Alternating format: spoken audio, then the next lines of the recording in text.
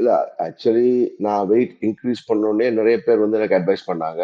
நான் முக்கியமா அப்ப வந்து ஒரு மூவி எக்ஸாமின்னு சொல்லி ஒரு மூவி அ ஆக்ட் பண்ணி ஃபினிஷிங் ஸ்டேஜ்ல இருந்துச்சு. ஐ மீன் சாங்ஸ் எல்லாமே பேலன்ஸ் இருந்துச்சு.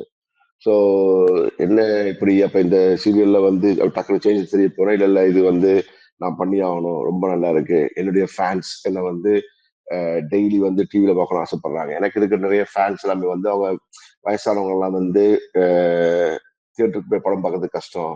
அப்ப சின்ன பசங்க எல்லாரும் ஐ மீன் ஒரு 6 நீதான் போலீஸ்க்கு அப்புறம் எனக்கு கிடைச்ச ஃபேன்ஸ் எல்லாமே பார்த்தீங்கன்னா, ஒரு 6 வயசு குழந்தையிலிருந்து ஒரு பாட்டி வரைக்கும் எனக்கு ஃபேன்ஸா இருப்பாங்க.